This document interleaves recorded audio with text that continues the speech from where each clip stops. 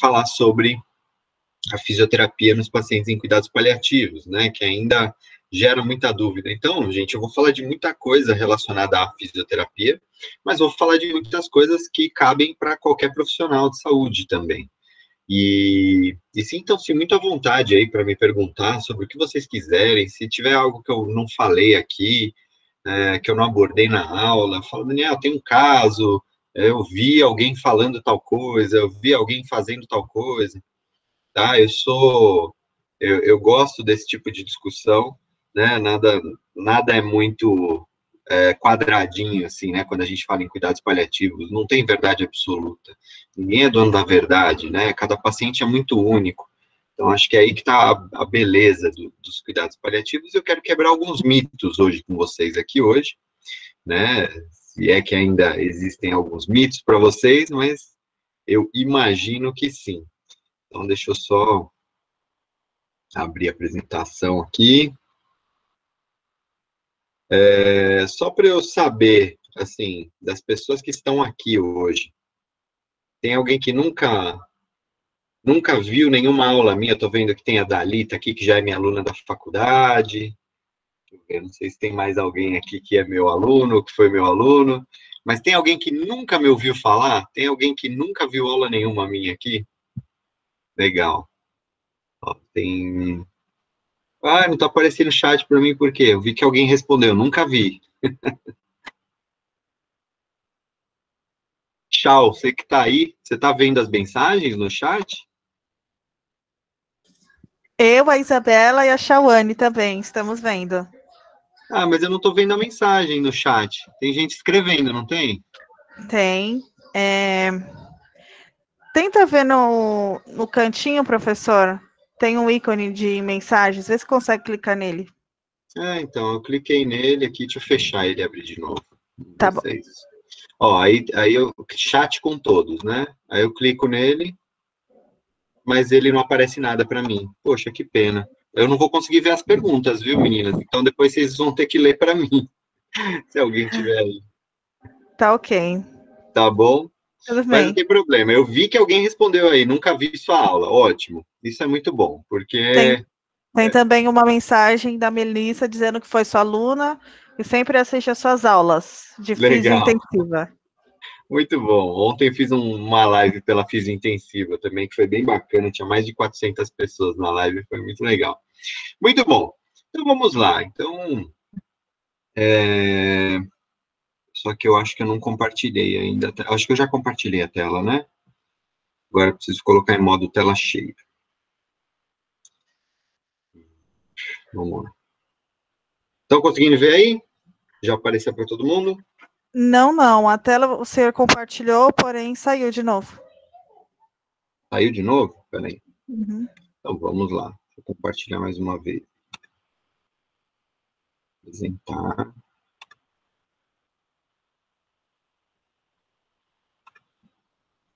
E agora, foi?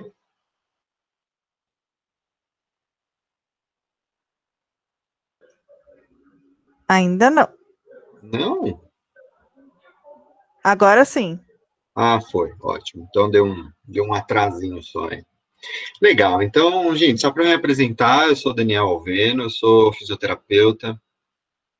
Hoje, né, eu atuo no Hospital São Paulo, num setor de cuidados paliativos lá do Hospital São Paulo, que é uma enfermaria que fica localizada, é uma enfermaria do pronto-socorro, tá? Então, o primeiro andar ali do hospital é o pronto-socorro, e a enfermaria de cuidados paliativos é vinculada, né, ao pronto-socorro. Isso quer dizer o quê? Quer dizer que a gente recebe pacientes de todas as especialidades, né? Então, pacientes em cuidados paliativos da neuro, da cardio, da onco, da geriatria, da hepato, enfim, né, da pneumo, enfim. E por isso nós chamamos carinhosamente o nosso setor de reta mista, né, porque ela é mista do ponto de vista de especialidades. Então, além disso, hoje eu sou coordenador do curso de fisioterapia, né, da Anhanguera, de São Bernardo do Campo, sou tutor da residência multiprofissional em urgência e emergência, lá na Unifesp, sou mestre em ciências da reabilitação pela USP e estou terminando o doutorado em saúde baseada em evidências pela Unifesp, né, e o meu doutorado é com o tema comunicação de más notícias, né? O tema da minha tese é comunicação de más notícias. Então, eu trabalho há 9 anos aí com cuidados paliativos, quase 9 anos, e hoje eu falo que é uma das minhas missões de vida, né? Propósitos de vida, que é o que eu coloco aqui, nessa imagem, né? O que é um propósito de vida? E aí, como nós estamos entre fisioterapeutas aqui, eu gosto muito dessa imagem, eu gosto muito de falar sobre isso, né? Porque eu imagino que a gente só consegue ser feliz na nossa profissão se a gente encontrar um propósito. E não necessariamente o propósito de todo mundo aqui vai ser achado aí no cuidado paliativo ou por meio do cuidado paliativo, mas o meu eu encontrei 10 anos depois de formado, né? Ou seja, eu trabalhava em outra área, e aí, depois de 10 anos de formado, eu caí nos cuidados paliativos de paraquedas aí, e eu me apaixonei. E aí, o que é o Ikigai, né? O que é esse propósito?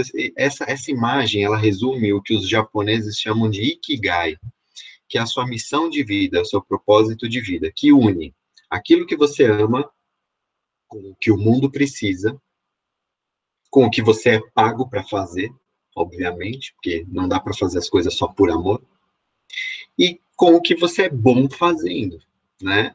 Então, talvez o primeiro passo seja você amar, né? Ah, eu amo ser fisioterapeuta, eu amo a minha profissão, eu amo a minha área, bacana. O mundo precisa do que você faz? Não adianta nada você amar uma coisa, mas ninguém quer saber do que você faz, ninguém precisa do que você faz, né? Não, o mundo precisa de fisioterapeutas bons, né? E você é bom fazendo isso, né? Não adianta você amar o mundo precisar e você ser uma porcaria de profissional. Então, você é bom fazendo isso, ou você está querendo se tornar alguém muito bom, é obviamente que você deve ser pago para fazer isso, né? Então, quando a gente une tudo isso, nós temos paixão, missão, profissão e vocação unidos no que a gente chama de Ikigai, ou seja, propósito de vida. E foi o que eu encontrei nos cuidados paliativos, né? Hoje eu falo de cuidados paliativos de uma forma muito mais ampla do que só voltado para a fisioterapia, né? Então, eu acho que o fisioterapeuta ele precisa ser um profissional bastante versátil. Ele é um profissional que precisa ele tem um papel muito importante na equipe, muitas vezes até de integrar a equipe, né? E de integrar o paciente com o resto da equipe. Muitas vezes nós somos profissionais que passamos mais tempo com o paciente, né? A gente fica lá meia hora, 1 hora cada vez que a gente vai nele, né? Claro que tem também outro profissional que passa muito tempo com esses pacientes, os técnicos de enfermagem, né? Mas quando a gente fala, não estou aqui menosprezando ninguém, claro que não, mas quem tem mais contato com a equipe médica e com a equipe multi? Não é o técnico de enfermagem, talvez sejam os fisioterapeutas. Então, a gente precisa usar isso de uma forma muito coerente, né, para o bem dos pacientes e para o bem da equipe. Esse é o nosso setor lá no Hospital São Paulo, vocês podem ver que é um setor bonitinho, lá. Lembrando que eu estou falando de um hospital do SUS, lembrando que eu estou falando de um hospital universitário, e mais do que isso, estou falando de uma enfermaria que fica num pronto-socorro de um hospital público, né? Então, nós temos aqui, ó, até que nós temos ar-condicionado, tem televisão, né? Eu vou até pôr um laserzinho aqui para poder apontar para vocês, né? Tem entrou, umas florzinhas na parede, né? A gente recebeu aí alguns aparelhinhos de doação, ou seja, a gente tem alguma estrutura. Obviamente que existem lugares muito mais bem equipados, né, do que o nosso setor, e tudo bem. Mas vocês vão ver que o conceito de cuidado paliativo, ele não te exige grandes recursos tecnológicos. Exige bom senso, exige conhecimento, exige boa comunicação, né? O recurso ele é muito secundário nos nossos pacientes. Claro que se não tiver remédio, por exemplo, claro que se não tiver o mínimo possível ali para dar conforto, fica difícil. Mas é um setor que a gente tem como objetivo humanizar, né, os nossos pacientes. Só alguns dados importantes aqui em relação a cuidados paliativos, gente. E aí eu quero que vocês gravem muito, você não precisa gravar o dado em si, mas para chamar atenção para a importância disso. 98% das crianças que necessitam de cuidados paliativos residem em países subdesenvolvidos, como o nosso. Menos de 10% nos hospitais do Brasil possuem equipes de cuidados paliativos. Então, se vocês estão aqui hoje, é porque vocês se interessam bastante por esse tema, eu imagino.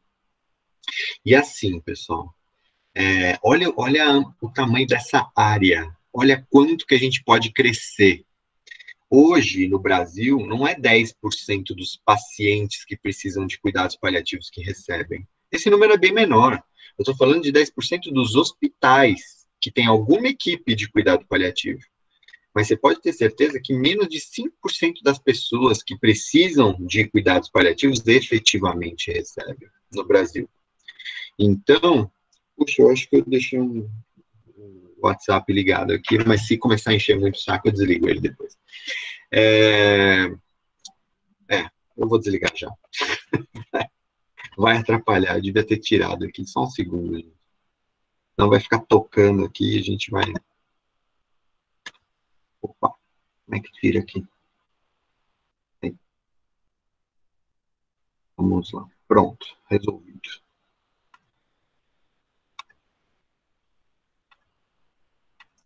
Então, quando eu falo de 10% dos hospitais, vou dar o exemplo do hospital onde eu trabalho. O hospital onde eu trabalho é um hospital que está dentro desses 10% aí, tá? Mas eu estou falando de um setor, uma enfermaria de 10 leitos, num hospital que tem 15 andares. Então, vocês acham realmente que a gente consegue atender 10% dos pacientes que precisam de cuidado paliativo? Não, com certeza não. Com certeza tem paciente paliado na UTI, tem paciente paliado em enfermaria, tem paciente paliado, enfim, tem pacientes paliados em todos os setores. E, sem dúvida, a gente consegue atender, infelizmente, um número bem menor do que esse. No mundo, 40 milhões de pessoas por ano vão precisar de cuidados paliativos, mas no mundo, apenas 14% desse total recebem. Ou seja, eu falei que no Brasil a gente não chega nem a 5%, 7% aí de atendimento, de capacidade de atendimento, né, dos pacientes. Ah, mas por que isso? Porque a gente não tem estrutura? Não, porque a gente não tem conhecimento. Os profissionais não têm conhecimento. A gente não precisa tanto de estrutura, quer dizer, a gente precisa muito de estrutura, mas hoje o que a gente mais precisaria é de conhecimento, é de profissionais que sabem o que estão fazendo. Né? Tem gente que acha que sabe paliar, tem gente que acha que paliar é de uma determinada forma, mas o cara nunca sentou para estudar cuidado paliativo. Então, ele acha que está fazendo porque alguém ensinou ele, e muitas vezes ensinou de forma absolutamente errada. Né? Quantos de vocês na graduação aí, muitas vezes, nunca ouviram falar de cuidado paliativo? Eu mesmo, tudo bem que eu sou mais velho do que acho que a maioria de vocês aqui, mas eu me formei há 18 anos atrás e eu não ouvi falar nada sobre isso na faculdade. Né? Era muito no sentido de o cuidado paliativo é para quem está morrendo, né? Quando a gente não tem mais nada para fazer pelo paciente, ele entra em cuidados paliativos. E aí não faria nenhum sentido essa fala. Se isso fosse verdade, eu não estaria aqui hoje, né? Se não tem mais nada para fazer, por que eu vou falar de fisioterapia em cuidados paliativos? É uma grande bobagem isso. E a gente realmente precisa mudar essa realidade no mundo, né? No Brasil, ainda mais. Como eu falei, né, muita gente entende que cuidados paliativos é quando as pessoas estão morrendo. E isso não é real. Né? E nós evitamos, durante muito tempo da nossa vida, falar sobre morte, não é verdade? Ninguém gosta muito de falar sobre morte, sobre fim de vida, sobre possibilidades de uma doença avançada. Né? Dificilmente a gente senta para conversar isso com nossos pais, com os nossos familiares, marido, esposa, filho, enfim. É uma conversa que talvez não seja muito agradável, mas é uma conversa extremamente necessária. Porque se tem uma certeza que a gente tem, é que a gente vai morrer um dia, ou não. Né? Alguém aí tem dúvida que vai morrer um dia? Se tiver dúvida, a gente pode encaminhar para um psicólogo, alguma coisa, porque todos nós vamos morrer. A gente não sabe quando, a gente não sabe como, e muitas vezes a gente imagina um ciclo da vida muito bonitinho como esse aqui. Quando eu falo bonitinho, né, aquela vida tradicional, não é? A gente nasce, cresce, estabelece relações diversas, não necessariamente amorosas, mas amigos, família, pessoas, enfim, amores. Nós vamos ficando adultos, nós vamos ficando idosos, e só quando a gente estiver muito, muito, muito velho, não é isso? É que a gente vai se deparar com a morte. E aí tem muita gente que acha ainda que a morte vai vir de puff, não é? Vir de puff é simplesmente dormir e não acordar mais, não é isso? Acha que vai morrer de puff. E aí a maioria das pessoas não morrem de puff. A maioria das pessoas morrem de doenças crônicas. A maioria das pessoas, quando eu falo a maioria, é de 70% a 80% das pessoas morrem depois de conviver com alguma doença crônica que avança e chega no fim de vida, né? E leva essa pessoa a um processo de fim de vida.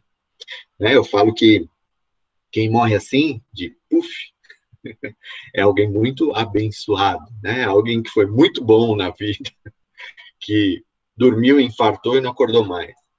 É merecimento, né? Morrer desse jeito. Brincadeiras à parte aí, vai chegar um momento que a gente vai se deparar com a morte. Ou nós vamos continuar vivos e quem a gente ama vai morrer, ou o contrário, nós estamos morrendo e quem a gente ama vai ficar. Mas em algum momento, todo mundo vai morrer. Até a árvore morreu aqui na imagem, né? Então, quando a gente fala de fim de vida, né, as pessoas evitam falar sobre morte, mas não é exatamente sobre a morte em si. O maior problema não é a morte em si. O maior problema é a ruptura, né? Ou seja, eu fico e quem eu amo vai embora. Ou o contrário, né? Eu morro, estou indo embora, e quem eu amo vai ficar. Isso angustia as pessoas muito mais do que imaginar um processo onde todo mundo vai morrer. Então, o medo da morte é um medo muito importante, é um dos grandes medos da humanidade, mas não é o maior medo da humanidade. Pra vocês terem uma ideia, o medo da morte, ele perde para o medo de falar em público, né? O falar em público causa mais angústia na maioria das pessoas do que a própria morte. Bom, vamos falar dos princípios dos cuidados paliativos. Os princípios são alívio da dor e outros sintomas, como dor total. Nós vamos falar um pouquinho disso, né? De dor mais para frente. Considerar a morte como um processo natural. E aí, só para fazer um adendo, né? Como tem muita gente que nunca me ouviu falar, às vezes as pessoas confundem algumas palavras. Quando eu falo natural, a morte como um processo natural, de forma alguma eu estou banalizando a morte, né? A morte não é banal e nem sem importância. Natural quer dizer, vai acontecer com todo mundo. Como eu falei, a gente não sabe quando nem como, mas vai acontecer com todo mundo. Isso é natural, né? Nós vamos morrer. Agora, em nenhum momento a gente vai banalizar aqui o processo de morte, achar que isso é pouco importante. Ah, Daniel, você deve estar super acostumado com as pessoas morrendo. Não é bem assim, né? Não é bem assim. É claro que eu trabalho muito mais próximo de pessoas que estão no fim de vida. Realmente eu vejo muitas mortes. E não é uma coisa simples e sem importância em nenhuma das vezes, tá? Isso eu posso garantir. Integrar os aspectos psicológicos e espirituais. Mas isso é papel do fisioterapeuta? Óbvio que sim. Óbvio. Você não vai perguntar, você não pergunta para o seu paciente no que ele acredita, se ele tem alguma religião ou não, se tem alguma coisa, alguma questão espiritual que é importante para ele, eu vou falar mais disso depois. Se você não faz isso, passe a fazer. Você está deixando de lado uma coisa importante. Possibilitar a maior funcionalidade possível até o momento da morte, isso é um dos grandes papéis do fisioterapeuta, né? E ainda a gente vê muito, em muitos lugares aí, o médico tirar o fisioterapeuta da prescrição do paciente só porque ele entrou em cuidados paliativos. Isso é de uma ignorância sem tamanho, né? O cara não sabe o que ele está fazendo. E aí é nosso papel mostrar o porquê que a gente é importante para aquele paciente. Não adianta ficar bravinho, bravinha, não. Aí o médico tirou da prescrição a fisioterapia. Por que você não vai lá e mostra para ele por que isso é importante para esse caso? Né? Então, isso é que vai fazer a diferença. Isso é que vai te trazer respeito numa equipe multidisciplinar. Auxiliar os familiares durante a doença e o luto. Né? Também, não, mas isso é papel do psicólogo. Não só. É de toda a equipe multi, né? A abordagem, ela deve ser sempre multiprofissional, inclusive no âmbito domiciliar. E a gente deve melhorar a qualidade de vida, buscar melhorar a qualidade de vida desses pacientes sempre. E deve, obviamente, fazer a abordagem dos cuidados paliativos precocemente, sempre associado a outras medidas, que podem ser, inclusive, medidas mais, a gente chama de invasivas, né? Ou mais intensivas, como quimioterapia, radioterapia. Então, isso é o primeiro mito que eu quero quebrar aqui. Cuidado paliativo não exclui tratamento modificador da história natural da doença, tá bom? Como eu falei de equipe multi, isso aqui, nós temos que olhar dessa forma, o paciente aqui, né, no centro do cuidado, a família envolvendo o paciente, cuidando do paciente, mas a família e o paciente estão sendo cuidados pela equipe. Né? Isso é uma equipe multi funcionando de forma adequada. E, além disso, vocês estão vendo que essas setas estão todas voltadas para o centro aqui, né? Mas essas setas aqui, elas têm que ter braços. Elas têm que ter braços para entrar em contato com outros profissionais. Então, por exemplo, eu como fisioterapeuta, eu preciso saber o que o psicólogo está trabalhando com esse paciente, qual é a abordagem da enfermagem, do médico, nutricionista, enfim, do assistente social. Eu preciso entender o que ele está fazendo, assim como eu também preciso me comunicar de forma muito adequada e fazer com que o outro entenda o que eu estou fazendo. Isso é trabalhar de forma interdisciplinar, interprofissional. Ou seja, é mais legal ainda, é mais importante, mais correto do que simplesmente trabalhar de forma multi, tá? Então, várias e várias vezes nós fizemos isso aqui, ó, descer físio, médico, psicólogo e família para fazer um atendimento com o paciente, né?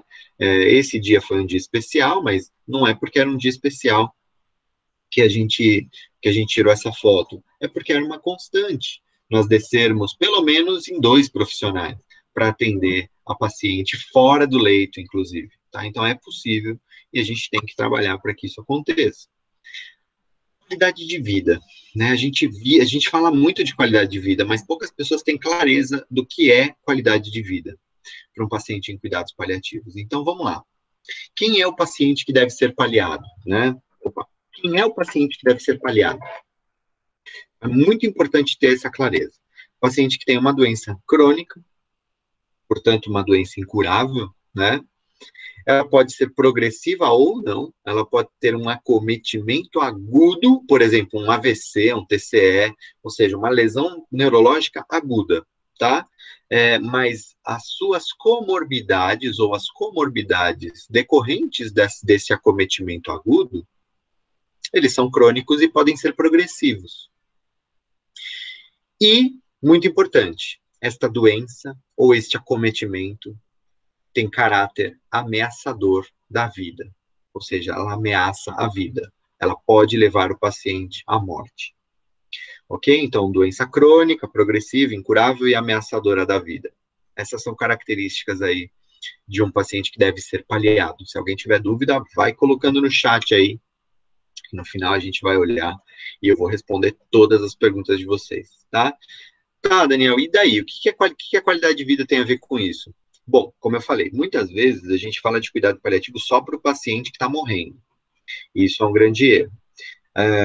Se o paciente ele tem uma doença crônica, progressiva, incurável e ameaçadora da vida, como, por exemplo, diabetes. Diabetes não é uma doença crônica, progressiva, ameaçadora da vida? Sem dúvida nenhuma, é. Esse paciente deve ser paliado? Sim. Aí alguém pode estar pensando aí agora, mas eu sou diabético, quer dizer que eu estou em cuidados paliativos?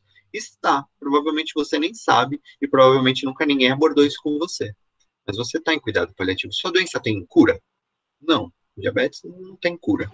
Tem controle. Ah, mas tem controle, ótimo. Então, o tratamento é paliativo, ou seja, o tratamento te dá qualidade de vida, te dá funcionalidade e te dá tempo com qualidade. Isso faz sentido, né? Agora, o que não pode acontecer é você prolongar o tempo de vida, piorando a qualidade de vida do paciente. Isso é destacável. Tá? Então, nós vamos discutir bastante isso nas nossas condutas mais para frente. É claro que eu só tenho poucas horas aqui, né? Tenho 1 hora e pouco de palestra, mas as dúvidas, então não vai dar para a gente abordar o cuidado paliativo dentro da sua essência. Então, eu parto do princípio que a maioria já sabe sobre esses termos, mas se alguém não souber, coloca aí no chat, que daqui a pouco a gente vai discutir. Então, qualidade de vida é basicamente a diferença entre duas linhas. E todos nós temos essas duas linhas. Eu vou fazer uma pergunta para vocês agora. Faz um exercício aí, ó, de 0 a 10. Hoje, que nota você dá para sua qualidade de vida? Ai, Daniel, não sei, talvez eu dê 8, talvez eu dê 4, talvez eu dê 5, enfim. Algumas pessoas vão dar notas diferentes aí. Legal.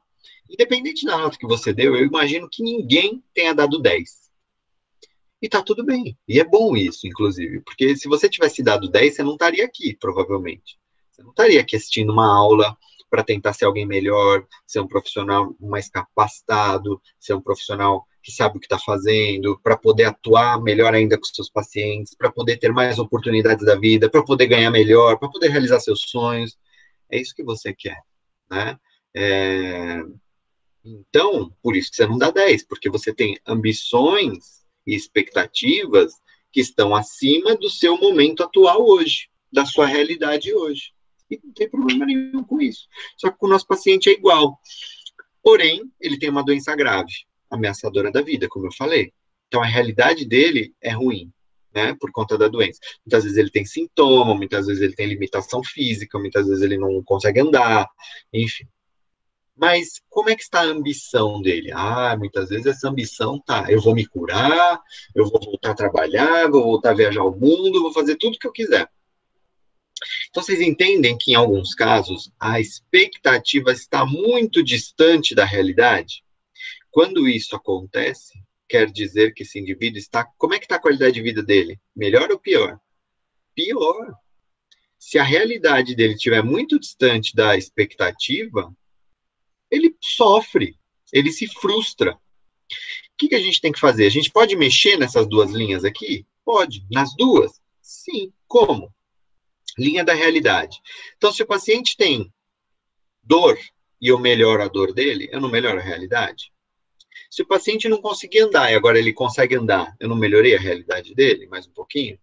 Se o paciente tinha falta de ar e eu melhorei a falta de ar dele, ele não melhorou mais um pouquinho? Então, eu consigo ir subindo essa linha da realidade e aproximando ela da expectativa. Mas, em muitos casos, a expectativa dele é irreal.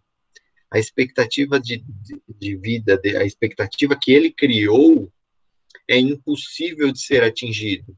Então, não adianta nada você melhorar uma realidade e deixar a pessoa viver numa ilusão que nunca vai, de algo que nunca vai acontecer. Né? Tem paciente que tem lesão medular completa e ele te pergunta, quando que eu vou voltar a andar? Você entende o que eu quero dizer? Então, você precisa trazer, muitas vezes, ele para a realidade. Senão, você vai sofrer, ele vai sofrer. Todo mundo vai sofrer por problemas de expectativa. Então, você melhorou a realidade dele. Agora, você precisa adequar. Adequar a expectativa, falando a verdade, sendo honesto, sendo sincero, com muita empatia, com muito cuidado, de forma progressiva. Não precisa atacar uma realidade na cara do paciente de uma vez, né? Porque muitas vezes ele vai sofrer por conta disso também. Então, quando a gente fala de qualidade de vida, eu estou me referindo a justamente isso, a aproximação da realidade com a linha da expectativa. E eu preciso saber avaliar o paciente. Como é que é o que acontece normalmente, né, no dia a dia? Muita gente avalia aí o paciente, sabe tudo da doença dele, sei diagnóstico, prognóstico, comorbidades. Nossa, eu avaliei ele como ninguém, eu sei tudo sobre a doença, eu sei tudo dele do ponto de vista físico, eu sei se ele tem dor, se ele não tem, se ele tem falta de ar, se ele anda, se ele não anda, como é que está a função, apliquei escalas de avaliação funcional. Tá ótimo, eu sei tudo, nível de consciência, enfim, se tem ferida, se não tem, ou seja, eu fiz uma avaliação bastante completa desse paciente, do ponto de vista físico e da doença. E tem muita gente que para por aí. Tem algumas pessoas que vão um pouquinho além e avaliam lá ansiedade, depressão, delírio, beleza, área psicognitiva. Essa pessoa já é uma pessoa acima da média, né? Que ela conseguiu avaliar, além do diagnóstico, da parte física, se o paciente está ansioso, deprimido ou está em delírio. Legal. Só que pouquíssimas pessoas conseguem fazer uma avaliação profunda e mais completa de outras áreas. Que áreas? Área social, por exemplo. Tem gente que não pergunta se esse paciente tem família, como é que é a relação desse paciente com a família, quais são os papéis que se estabelecem, se esse paciente tem dinheiro, se não tem. Nossa, mas faz diferença se ele tem dinheiro ou se ele não tem? Óbvio que faz diferença. Muitas vezes a gente isso determina se o paciente vai ter alta ou não vai conseguir ter alta. É muito diferente você dar alta para um paciente que está em cuidados paliativos, mas que tem lá todas as suas limitações, em alguns casos, e que ele vai para casa ser cuidado em casa, e na casa dele tem tudo, tem empregado, tem cuidador, tem a família, tem uma área para ele fazer reabilitação, enfim. Esse cara é um paciente X. Agora, o paciente Y mora muitas vezes nos fundos de uma casa que é emprestada, que tem 3 lances de escada para subir, para chegar na casa onde ele mora. Vocês concordam que é totalmente diferente, né? Então, conhecer isso é extremamente importante, né? E saber sobre as relações, quem é que vai cuidar, quem é que é responsável por esse paciente, enfim, também é fundamental. A área existencial. Qual é o significado, propósito que ele, né, dá para tudo isso que ele está vivendo? Esperança, religião. Ai, mas Daniel, eu não vou perguntar religião, porque vai que é uma religião que é diferente da minha, e isso gera algum conflito. Por que conflito? Né? Não pode, a gente não pode jamais pensar assim, achar que vai gerar conflito só porque a sua religião é diferente da religião do paciente. A gente precisa ter empatia, respeito, em primeiro lugar. Né? Ou seja, a gente precisa acolher esse paciente dentro da crença dele. Ele não vai te converter para a religião dele, assim como você jamais deve tentar converter esse paciente para a sua religião. Ponto. Respeito às crenças, né? E muitas vezes ele nem tem nenhuma religião, mas ele tem uma questão importante relacionada à espiritualidade dele. Isso deve ser levado em consideração, sim. Tá? Atividades de vida diária, né, em relação à área prática, quem vai cuidar dele, quem leva, quem traz, enfim, as tarefas domésticas, quem vai fazer para ele, caso ele esteja em casa ou caso ele esteja num processo de alta. E, muito importante, processo de fim de vida, né, processo de morte, legados. A gente não pode esquecer que nós estamos tratando de pessoas com biografias, ou seja, pessoas que têm histórias. Essa vida dele foi um filme. Muitas vezes nós estamos vendo uma foto quando ele está internado no hospital, quando a gente está atendendo ele no domicílio. Nós estamos vendo uma foto, e normalmente é a pior foto da vida dele. Né? Sabe aquelas fotos que a gente sai com a cara torta, cabelo desgrenhado, né? Olhando para o lado, todo, né, desprevenido? Então, essa é a foto que nós estamos vendo desse paciente. E aí a gente julga, em alguns casos, aquele paciente por essa foto, que muitas vezes é uma foto feia, que nem ele gostaria de estar mostrando para você. Mas ele está sendo, é o único momento que você está vendo da vida dele. Só que esse cara trabalhou, teve família, ele teve relacionamentos, ele errou, ele acertou. Tem gente que mais errou do que acertou, tem gente que mais acertou do que errou. E não cabe a nós julgar. A gente não faz essa avaliação para poder julgar o paciente, e sim para que a gente possa respeitar o processo que ele está vivendo hoje. Conhecer e respeitar o processo que ele está vivendo hoje. Tá? Mas vai fazer diferença na minha conduta? Às vezes vai. Às vezes vai, sim. Tem pacientes que toleram e que consideram importantes algumas condutas que para outras pessoas são absolutamente abomináveis. Eu vou dar um exemplo simples aqui, que não é nem da fisioterapia, mas, por exemplo, sonda nasointeral para alimentação. Tem paciente que fala, tudo bem, se eu precisar de sonda para que eu consiga ter funcionalidade, qualidade de vida, para mim, beleza, ok. Agora, tem paciente que fala, Deus me livre, se eu precisar de uma sonda para me alimentar, me deixa sem a sonda. E tá tudo bem também, isso é exercício de autonomia.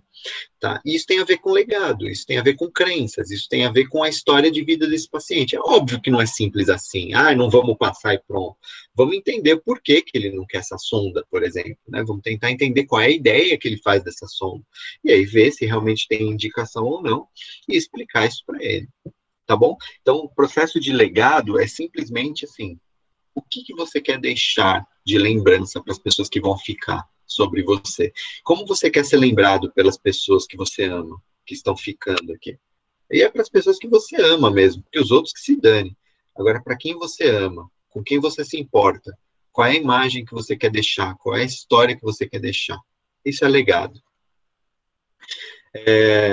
Avaliação funcional, né? Na nossa área, é muito importante avaliar a funcionalidade. O fisioterapeuta que não avalia, que não sabe isso aqui, ó, não aplica uma escala funcional no paciente, vai ter muita dificuldade para atender seus pacientes. Né? É o tipo de pergunta que a gente faz para todos os pacientes em todas as visitas multiprofissionais. Daniel, mas eu não uso essa escala porque eu trabalho com pacientes geriátricos, então eu uso uma outra escala de avaliação. Sem problemas, não tem problema nenhum. Se o seu perfil de paciente exige e aplica-se um outro tipo de escala, não tem problema nenhum. Daniel, eu uso o ECOG porque eu trabalho com pacientes oncológicos. Essas escalas que eu vou mostrar, por exemplo, são validadas para pacientes oncológicos. É que a gente extrapola para outros pacientes também, e elas viraram escalas de avaliação em cuidados paliativos, mas elas não são específicas para todos os tipos de pacientes, elas foram validadas para pacientes oncológicos, tá? E tá tudo bem, desde que você avalie, desde que você tenha um parâmetro, e esse parâmetro seja comparado com ele mesmo. Não adianta nada eu fazer o ECOG e comparar com o Karnofsky na segunda vez e comparar com o PPS na terceira vez. Apesar de serem escalas semelhantes, muitas vezes elas vão dar divergência, tá? Então, você tem um parâmetro, crie e siga ele sem problema nenhum. Agora, essas daqui, como eu falei, elas são muito versáteis, elas vão poder ser aplicadas a qualquer tipo de paciente em cuidados paliativos. Então, o Karnofsky, ele vai de 10 a 100%, de 10 em 10 pontos aqui na escala, né? E aí nós temos um 100% que é sem sinais ou queixas, sem evidência de doença. Né? Ou seja, como se o paciente tivesse uma doença incurável e ameaçadora da vida, mas, por exemplo, se eu tivesse uma doença hoje incurável e ameaçadora da vida, um câncer, que eu acabei de descobrir e está já metastático, eu poderia estar aqui, do jeito que eu estou, andando, trabalhando, falando com vocês? Poderia. Às vezes a doença está no começo, né? Então, o meu PPS seria, o meu Karnofsky seria de 100. Vamos baixar um pouco aqui, 70. O paciente ainda cuida de si mesmo, mas não é capaz de trabalhar, né? Ou seja, o paciente ele já não consegue fazer mais atividades laborais, certo? Então, ele faz as ABVDs, mas não consegue fazer as atividades instrumentais de vida diária. 50% necessita de assistência considerável e cuidados médicos frequentes. Aqui eu vou chamar atenção para essa escala. Esse é o problema dessa escala. Ó. 50% necessita de assistência considerável. O que é considerável? Sei lá, ele não explica. E cuidados médicos frequentes. O que é frequente? Uma vez por semana? Uma vez por mês? Uma vez a cada 6 meses? Não sei. Então, pronto. Essa escala eu já não uso mais. Tá? Que escala que eu vou usar, então? PPS. Igual, praticamente, o Karnofsky. Baseado no Karnofsky, de 10 a 100%, pode ver que está dividido aqui em dois slides, né? De 10 a 100%, e ele dividiu isso em 5 domínios, que são deambulação, atividade e evidência da doença, autocuidado, ingesta alimentar e nível de consciência. Então, vou falar do 100, do 70 e do 50 de novo, tá? Só para a gente comparar. 100%, então, deambulação completa, esse cara ainda trabalha, ele toma banho sozinho, se veste sozinho, faz todas as ABVDs sozinho, ele come normalmente, não tem problema nenhum de ingesta, e o nível de consciência pode estar, o nível de consciência está completo, normal. 70%, a mobilidade dele já começa a estar prejudicada aqui, ó, ele já não deambula completamente, ele já fica mais sentado, assim, normalmente esse cara com 70, ele não tem problemas para caminhar, mas muitas vezes ele já tem fadiga, ele já tem alguma dor, ele já tem alguma fraqueza, e por isso ele reduz a mobilidade. Incapaz, o paciente já não é mais capaz para trabalho, já apresenta uma doença significativa, ou seja, ele consegue fazer as coisas em casa, ó, a BVD dele está completa, mas ele já não consegue trabalhar mais, a doença já começou a incapacitar ele para o trabalho. A ingesta alimentar pode estar reduzida, e o nível de consciência ainda não está alterado. Agora, os 50%, é aquele cara que fica a maior parte do tempo sentado ou deitado. Ele passa quase que o dia inteiro na cama, ou numa poltrona, ou numa cadeira, ou num sofá. Ele é incapacitado, obviamente, para qualquer trabalho e já apresenta sinais de doença avançada.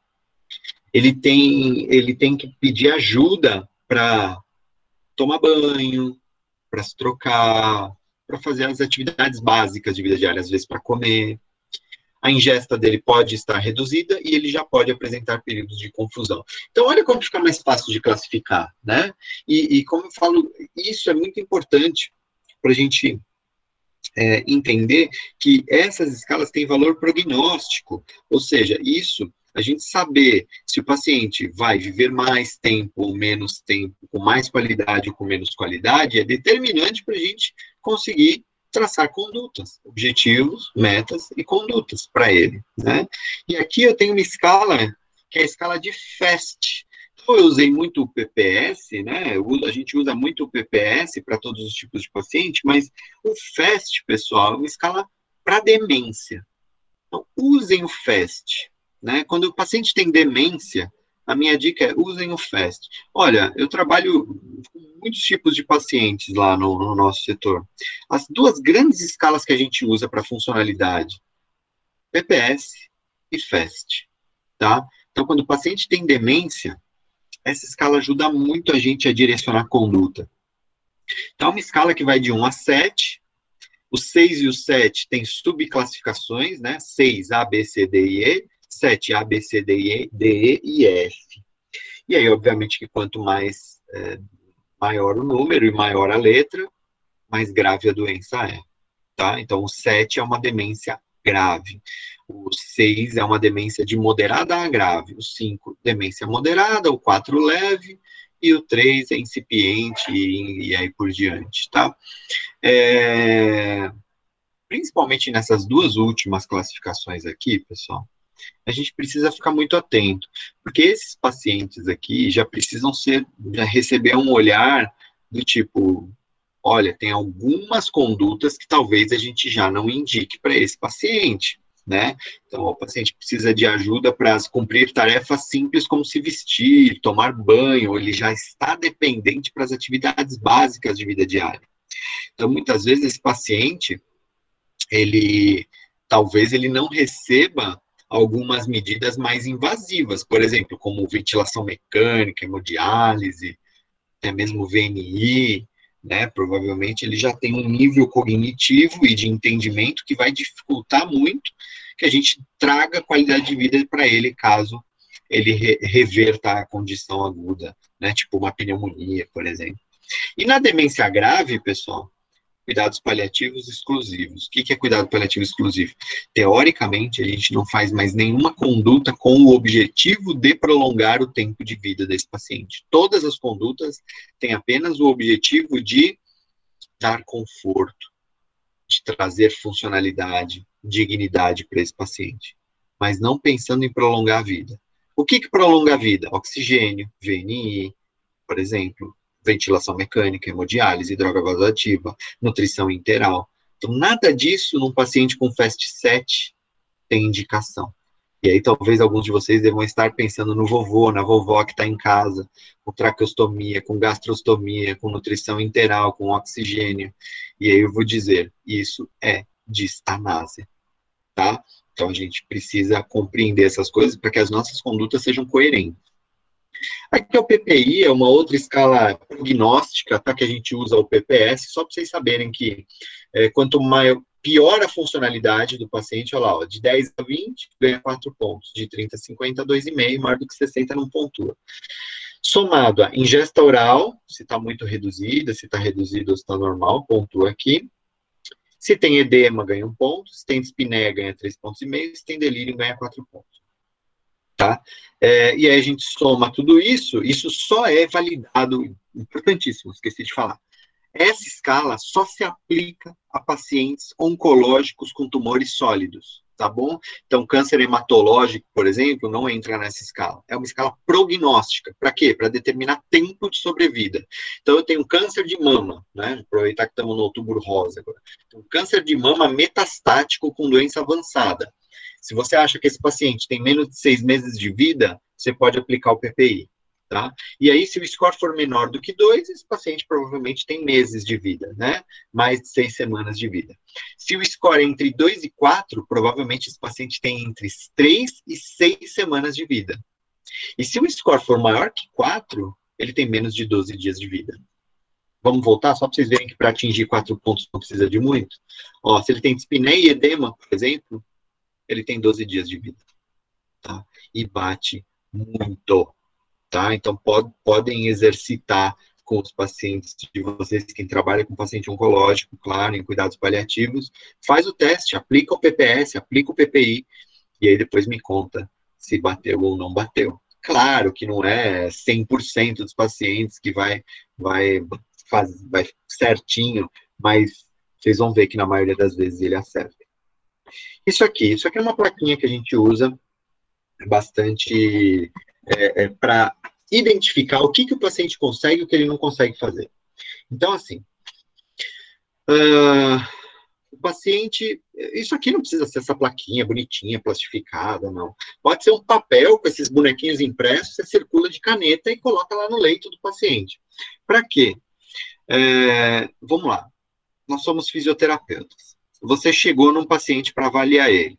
Imagina você chegar nesse paciente e ele está lá num setor, muitas vezes, de cuidados paliativos, ou você não conhece ele, você sabe que aquele setor é um paciente que tem doentes críticos, e aí você olha para a plaquinha, você olha para o paciente, ele está dormindo, você olha para a plaquinha, está lá, circulado no ortostatismo, ou seja, como se esse paciente conseguisse ficar em pé.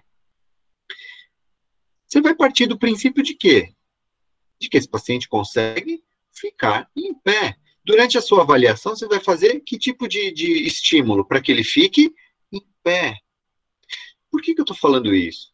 Porque tem muitos casos em que o paciente consegue ficar em pé e o fisioterapeuta vai avaliar o paciente e só porque leu lá que está em cuidado paliativo, ele não tira o paciente da postura deitado. O paciente fica deitado durante toda a avaliação.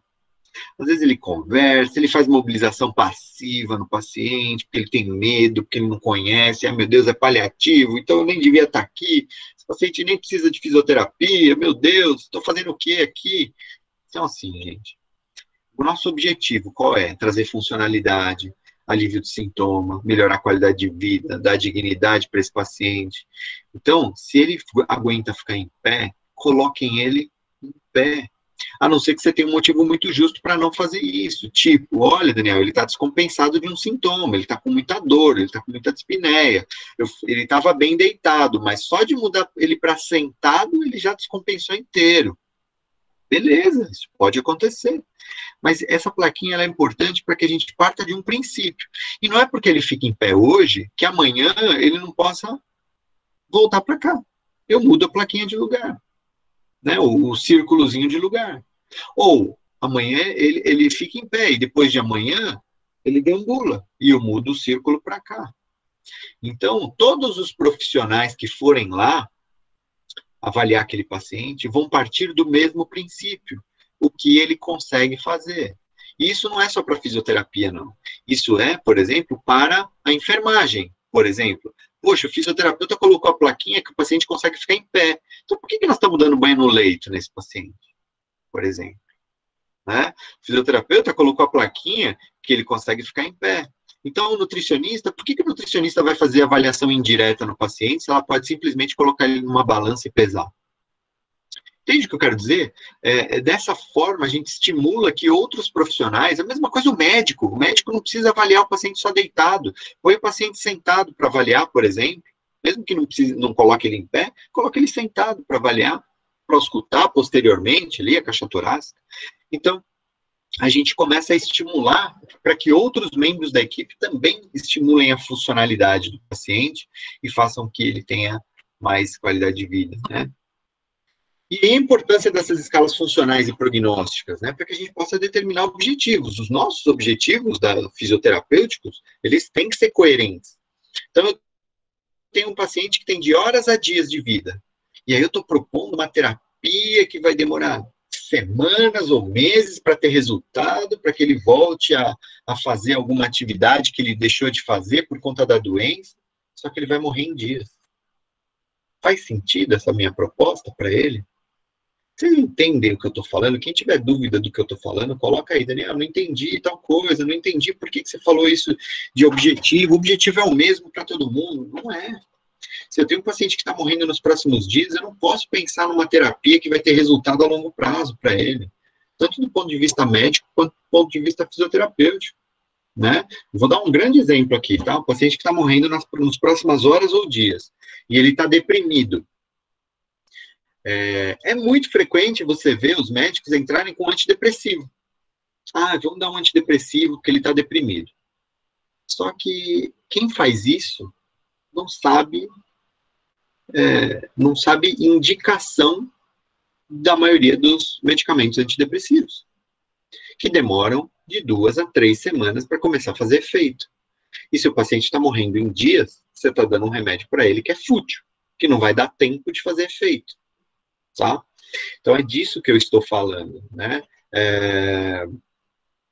A gente precisa adequar os nossos objetivos e condutas ao perfil do paciente. Então ele tem de horas a dias, dias a semana, semanas a meses ou meses a anos de vida, né? De expectativa de vida.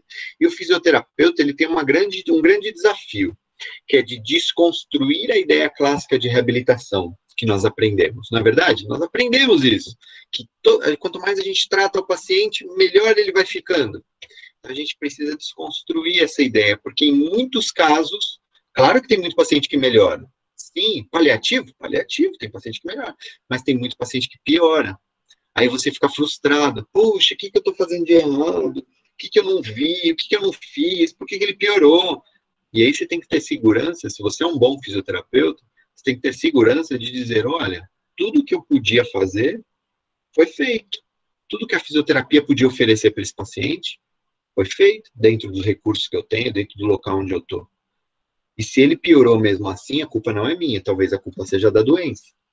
Avaliar sintomas, super importante, dor, cansaço, náusea, depressão, ansiedade, sonolência, avaliar tudo isso, extremamente importante. 0 a 10, que nota você dá para cada um desses sintomas? Até porque um sintoma interfere no outro. Dor pode sofrer interferência de náusea, de depressão, de ansiedade, de sonolência, por exemplo. Pode. O paciente fica com mais dor por conta de outros sintomas descontrolados também. E quando eu avalio tudo isso, a chance de eu conseguir controlar tudo é muito maior, porque eu sei aonde atirar, né? Vamos para as condutas não farmacológicas aqui. Então, as nossas condutas, elas vão ter como objetivo, principalmente, alívio do sintoma, melhora da função, autonomia, qualidade de vida. Lembrem sempre disso. Por que tem que lembrar disso? Porque se eu estou fazendo alguma conduta com o meu paciente que não vai melhorar nada disso, o que eu vou fazer com essa conduta? Eu vou parar de fazer, porque não faz sentido o que eu estou fazendo. Você entende? Se eu estou fazendo uma conduta que não vai trazer alívio de dor, alívio de dispneia, não vai melhorar a função do paciente, não vai dar mais autonomia, não vai dar qualidade de vida para ele, que raio de conduta é essa? Para que você está fazendo isso? E eu canso de ver isso, eu canso de ver, tá? Conduta fútil com o paciente.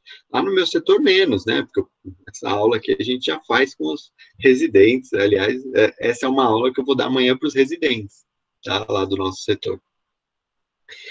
Vamos falar de dor, tratamento da dor. Rapidamente, o que tem de evidência, né, para tratamento de dor, do ponto de vista não farmacológico?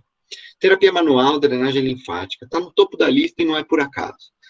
Os maiores são muito as evidências, elas são frágeis em cuidados paliativos em geral, mas quando a gente pega revisões sistemáticas que falam de controle não farmacológico da dor para pacientes em cuidados paliativos, a gente vê bastante terapia manual, tá? E aí eu coloquei drenagem linfática separado, mas não deixa de ser um modo de terapia manual também, certo? Além dos seus efeitos fisiológicos, a terapia manual ela tem a questão do toque. A gente consegue entrar em contato com esse paciente, trazer conforto, né? Eu tenho um paciente lá, que inclusive agora rebaixou bastante, está falecendo, e ele não consegue mudar de posição. Foi um dos pacientes mais difíceis que eu já vi de manejar nesses quase 9 anos que eu estou lá. Muito difícil de manejar, porque ele tem 3 fraturas de vértebras cervicais que impossibilitam qualquer mudança de posição. Ele só consegue ficar no mesmo decúbito o dia inteiro, deitado, decúbito quase zero, um pouco para a direita. E a única coisa, assim, que a gente conseguia fazer com ele, para alívio de dor, era terapia manual, né? E aí ele falava assim, que bom que vocês vão fazer massagem, porque é a única vez que alguém vem aqui que não me causa dor, né? Vocês são a única equipe que vem mexer comigo e vem me avaliar e eu não sinto dor. Olha que legal ouvir isso, né, do paciente. Então, terapia manual, além, né, da questão do efeito da terapia, tem também o toque, né, o conforto do toque. Eletroterapia, tem muito trabalho com TENS, né, a corrente TENS. Então, não sei se é a melhor que existe, não sei se é a mais indicada, mas o que eu sei é que realmente tem muita literatura com TENS, a literatura é bastante controversa, e assim, falando de efeito, né, o efeito descrito com maior evidência é o efeito agudo, ou seja, durante a utilização, ou imediatamente após ali terminar a terapia. Então, tem paciente que fica 24 horas com TENS, por exemplo. Isso, com uma certa frequência, a gente vê. Esse paciente da foto, ele esperava a gente chegava às 7 horas da manhã lá no setor e ele falava, que bom que vocês chegaram, agora vocês vão pôr o TENS em mim, eu vou conseguir dormir. E ele só conseguia dormir bem com o TENS. Então, gente, assim, tem paciente que super ama e tem paciente que não se adapta também. Então, a gente precisa né, testar. Em alguns casos, a gente precisa testar. Tem trabalho com laser, tem trabalho com outras correntes, mas, sem dúvida nenhuma, o que tem mais evidência é o TENS.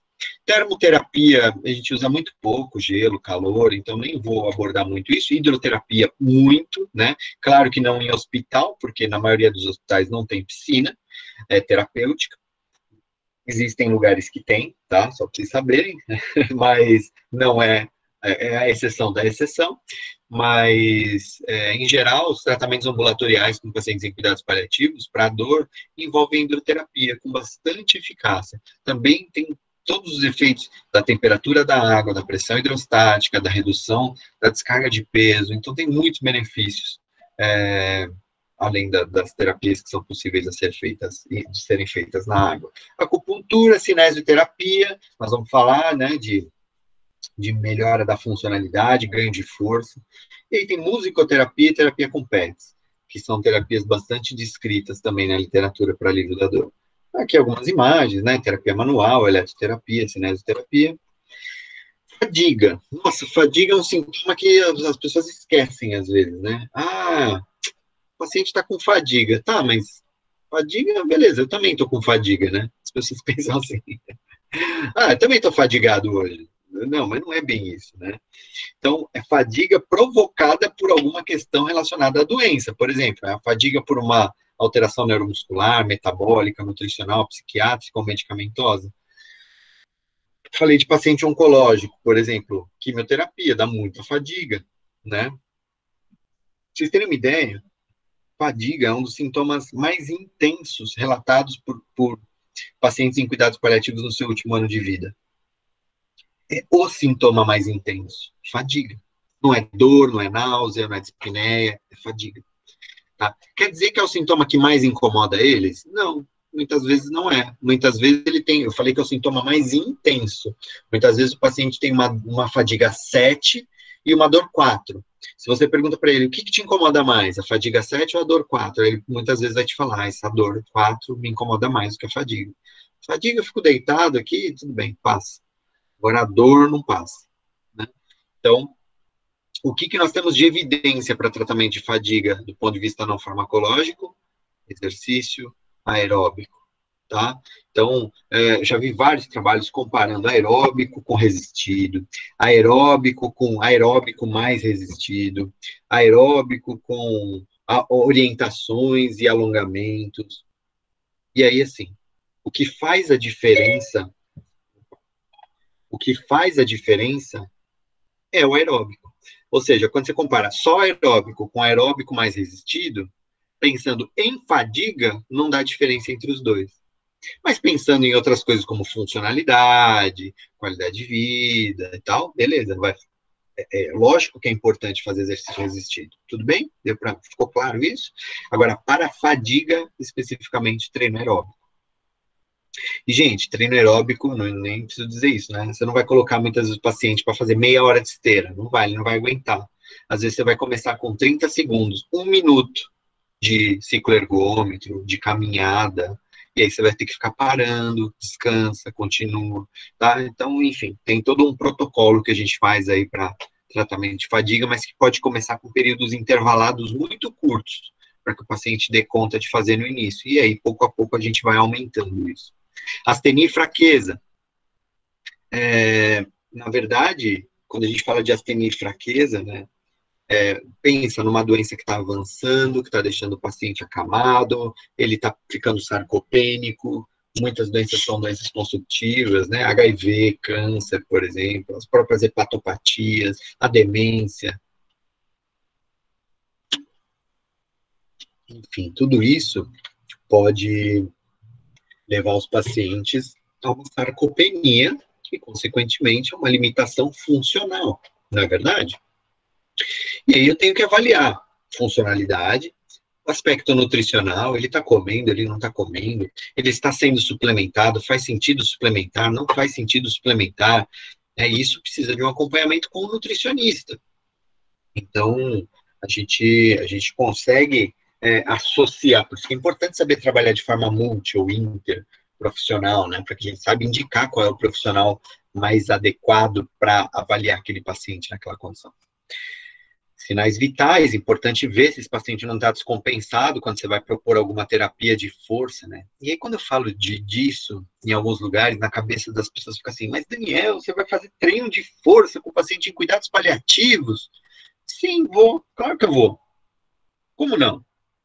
Qual o problema? Não, o problema é que ele tem uma doença grave, como é que você vai pôr ele para fazer força? Eu vou pôr ele para fazer força. Porque o meu objetivo é manter a funcionalidade dele, ou ganhar a função. Já teve paciente que chegou que não controlava tronco, na posição sentada. Ele estava num processo de doença já super avançado. E aí nós trabalhamos com ele 2 semanas. Foi o tempo que nós tivemos, porque ele foi de alta para casa, andando com andador.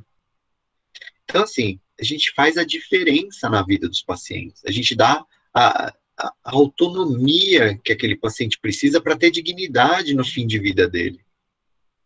Isso não tem dinheiro que pague, né? Você olhar um paciente que estava ali totalmente acamado, totalmente dependente, triste, mal, e você devolve a vontade de viver para ele, né? Porque ele passa a conseguir fazer coisas que ele achou que ele nunca mais ia conseguir fazer. E com o treino de força, muitas vezes. Só que assim, gente, não dá para você desperdiçar o seu tempo e o tempo do paciente fazendo treino de força que não é treino de força. Então, o que eu preciso focar? Em movimentos funcionais, tipo sentar e levantar, né? Tipo, membro superior, o que ele precisa? Ele precisa fazer, né, apoiar e ajudar a fazer transferência, ele precisa se puxar, ele precisa se empurrar. Então, é isso que eu vou treinar com o paciente. Eu não vou dar um pezinho na mão dele de 1 quilo e falar, vamos lá, 3 séries de 10, seu João. Que raio de treino de força é esse? Ah, Daniel, mas tô pondo peso na mão dele, tô mandando ele fazer força, não tô? Não, você não tá fazendo nada, você tá perdendo o seu tempo e o tempo dele. Não façam isso. Que função que você tá dando para ele aqui, ó, fortalecendo o bíceps com um pezinho? Que função é essa? O que ele vai fazer com isso?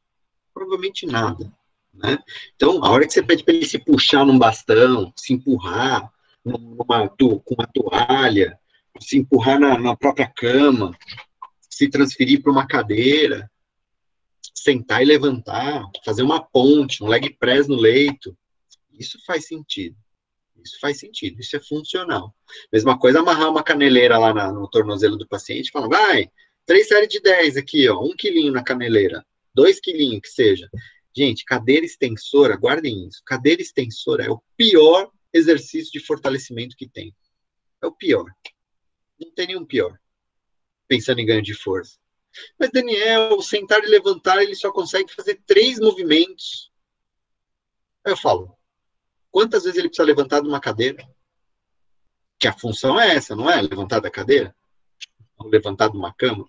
Quantas vezes ele precisa fazer? Uma, levanta e anda. Você já viu alguém levanta, senta, levanta e anda? Não. As pessoas levantam e andam. E é isso que a gente precisa estimular. Ah, Daniel, mas ele precisa de ajuda para fazer 2 vezes. Tá bom, ajude ele. Porque hoje você está ajudando, amanhã você está ajudando menos, depois de amanhã menos, e talvez depois de amanhã ele consegue fazer sozinho. Ajude ele a fazer. Mas só 2 movimentos vai fazer com que ele ganhe força, ao invés de 3 séries de 10? Vai, pode ter certeza, que mais do que as 3 séries de 10 do seu quilinho na canela dele. Com certeza, não tem a menor dúvida disso. Fazer uma série de 2, 3 movimentos de agachamento ou de sentar e levantar é melhor do que fazer 3 dias de 3 séries de 10 de caneleira de 2 quilinhos. Eu não tenho a menor dúvida disso. E você está dando função para esse paciente, tá bom? E ao final de cada série, você tem que ver, inclusive, se ele relata uma intensidade moderada e intensa. Porque isso é princípio de sobrecarga, ou seja, você precisa dar sobrecarga para que ele ganhe força. Lembrando assim, gente, quando eu falo de ganho de força, tem muita gente que relaciona isso à hipertrofia. E com pacientes em cuidados paliativos, na maioria das vezes, o perfil do meu paciente é um paciente muito grave. Eu não estou pensando em hipertrofia. Eu não imagino que o músculo dele vai hipertrofiar. Eu imagino que ele vai fazer um recrutamento neuromuscular. Ou seja, o ganho de força para o meu paciente vai acontecer em decorrência de um maior recrutamento das unidades motoras que ele já tem ali, mas que não estão sendo estimuladas. E que eu vou estimular com atividade física.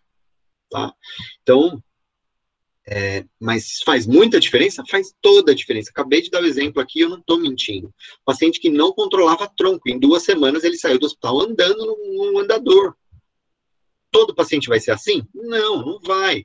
Mas o que eu quero dizer é que isso é possível, né? Para muita gente que a gente estimula de forma errada e que entra no hospital de um jeito e sai pior do que ele entrou, porque o fisioterapeuta faz exercício metabólico com ele no leito. Eu não sei nem para que serve exercício metabólico, não sei nem se existe exercício metabólico, isso foi uma coisa que a gente inventou. O fisioterapeuta faz mobilização passiva com o paciente que anda, ou que consegue ficar sentado, ou que entende, enfim, não faz sentido nenhum. Né? Tá cheio de gente assim. Delírio. A gente tem que tentar fazer tudo para manter a independência do paciente, tirar ele desse delírio, né? Mas, nossa, a gente consegue atuar no delírio? Sim, retira a contenção mecânica do paciente sempre que possível, retirar sondas, catéteres, obviamente não é a gente que vai tirar, mas conversar com a equipe para que sempre que possível retire, mantenha o paciente com seus óculos, órteses de audição, prótese dentária, encoraje o paciente a participar de seus autocuidados e do tratamento, organize os tratamentos de uma maneira que o paciente possa ter o maior tempo de sono ininterrupto possível, mantenha atividade física elevada, utilização de música, dança, por exemplo, são excelentes para pacientes com delírio.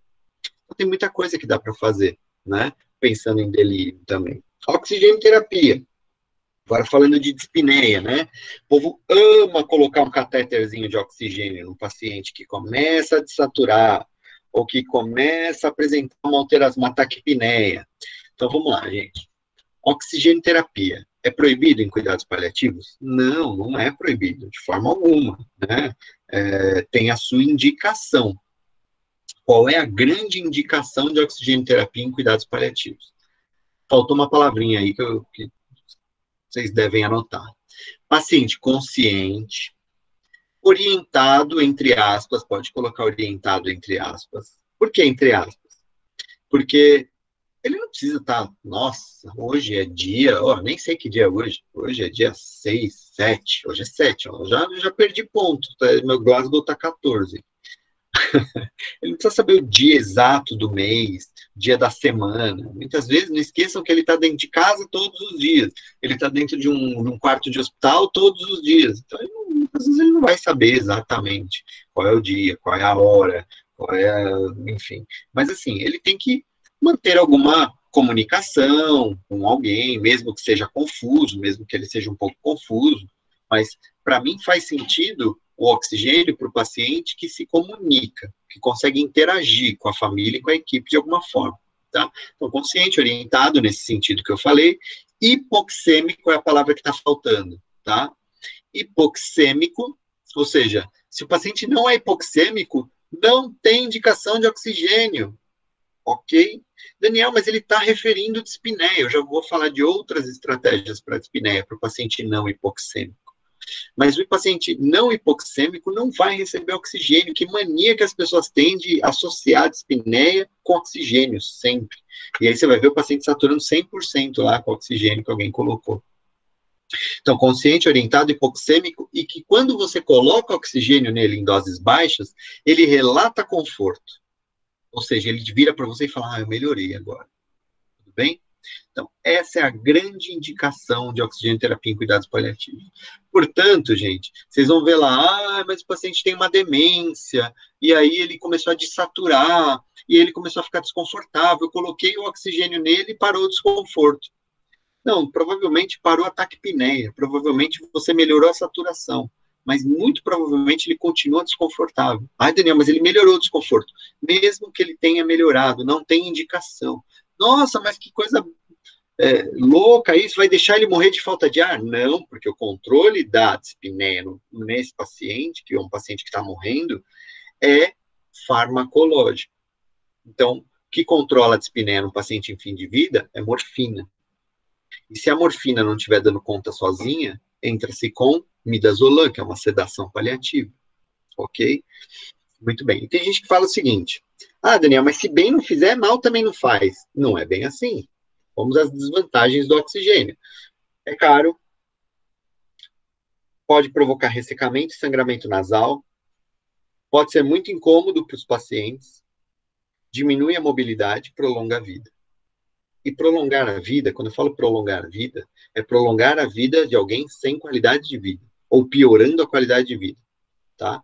Isso está errado. Agora, se você estiver prolongando a vida de alguém com qualidade, eu vou dar um grande exemplo de um paciente em cuidados paliativos, que a gente prolonga a vida com qualidade na maioria das vezes. DPOC. Paciente DPOC, GOLD-D, por exemplo, muitas vezes é um paciente que está em fim de vida, ele é terminal. Qual é a definição de terminalidade, pessoal? Pacientes que têm prognósticos de menor ou igual a 6 meses de vida, tá? Então, 6 meses de vida ou menos, se esse for o prognóstico do paciente, ele é considerado um paciente terminal. Mas o DPOC muitas vezes é terminal, mas está em casa, com a família, com seu oxigêniozinho lá, vivendo muito bem, obrigado, dessa forma, consciente, orientado, não é verdade? Nós estamos fazendo estanase com ele? Não, nós estamos dando qualidade de vida para ele. Isso para ele é qualidade de vida? Ótimo, então é isso que nós estamos trazendo para ele, ok? Agora, vou voltar na demência. Demência avançada, todo cheio de contratura, lesão por pressão, sem nenhuma qualidade de vida, e aí ele começa a desaturar, ficar dispneico, o povo bota oxigênio no paciente. Isso é destanase. Tá? Isso é piorar a qualidade de vida do paciente. O que nós temos de outras estratégias não farmacológicas, então, para tratamento da dispneia? Usar ventiladores na direção da face do paciente. Pode estimular o quinto nervo craniano e aliviar a sensação de falta de ar. Vento no rosto. Nossa avó já sabia disso. Não era isso? Quando a gente passava mal, qual é a primeira coisa que a avó faz? Abana. Não é verdade? Só que agora a gente usa ventiladorzinho. Esses ventiladorzinhos de camelô mesmo, sabe? Pequenininho, que a gente põe na cara do paciente, ele fica bom. Consciência e exercícios respiratórios. Para paciente que é bem consciente, que está com uma dispneia leve, muitas vezes eu uso umas técnicas de respiração, de meditação, tá? De forma alguma pedindo para ele controlar a respiração, porque tem técnica de meditação que pede para o paciente controlar, prender o ar e tal. Não, eu vou relaxando ele, às vezes coloco uma música, vamos relaxando, e eu vou pedindo para ele, presta atenção na sua respiração. Não tenta controlar ela, presta atenção. Que parte do seu corpo se mexe? É mais o peito, é mais a barriga? Presta atenção, continua. Então, eu faço um trabalho de consciência corporal com ele, né? E aí, muitas vezes, melhora, ajuda. Manobra de higiene brônquica, sempre que eu achar que é por conta de secreção, que esse paciente está desconfortável, e melhorar o posicionamento, deixar, muitas vezes, ele mudança de decúbito, deixar a cabeceira mais elevada, tudo isso pode ajudar. Como eu falei, né? Ó, ventiladorzinho, alguém te abanando e evitar ventos muito fortes. Não é para jogar um furacão na cara do paciente. Esse ventiladorzinho aqui é caro, eu achei, nós pagamos R$49 e ele quebra muito facilmente. Nós temos um funcionando lá e normalmente sai do nosso bolso ainda. Mas tudo bem, né? Tudo pelos nossos pacientes. Tá? Então, isso tem evidência. Evidência, Daniel, evidência científica de vento no rosto. Gente, tem ensaio clínico controlado e randomizado, comparando o vento no rosto com oxigênio e ar comprimido como placebo ainda. Então, mostra que o vento no rosto melhora mais a sensação de dispneia de fim de vida do que o oxigênio. Tá legal para vocês essa evidência? E não é uma só, tem várias. VNI. O fisioterapeuta ama uma VNI, não é verdade? Eu não gosto tanto assim, mas tem gente que ama VNI. Eu falo que eu conto nos dedos as vezes que eu fiz VNI no nosso setor no ano, né? E normalmente não passa dos dedos de uma mão. E eu não estou aqui demonizando a VNI, falando que está errado fazer VNI, nada disso, nada disso. O que eu digo é que precisa ter uma boa indicação. Tem gente que, qualquer paciente que começa a ficar em desconforto respiratório em fim de vida, o médico vira e fala para o físio, me ajuda aqui, ó, paciente paliativo, nós não vamos entubar e ele está entrando em insuficiência respiratória, vamos segurar na VNI. Não sei se alguém aqui já ouviu isso, tá? Mas eu já vi isso acontecer em alguns lugares, já ouvi essa frase, inclusive, eu tive que explicar para o médico que isso não é indicação de VNI. Quando que nós temos indicação de VNI? Basicamente em duas grandes classes de pacientes. Paciente com edema agudo de pulmão, paciente DPOC exacerbado, alguns processos infecciosos e alguns outros casos pontuais, tá? Mas dois principalmente, o DPOC nem tá aí, né? Mas edema agudo de pulmão e DPOC exacerbado. São os dois grandes, as duas grandes classes de pacientes que têm indicação de VNI em cuidados paliativos.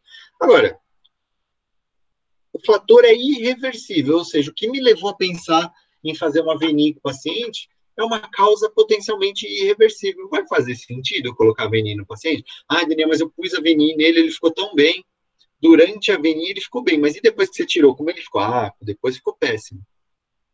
Então não faz sentido, tá? A não ser que você queira deixar ele na VNI para sempre. E aí vai fazer o que eu vou mostrar daqui a pouco, né?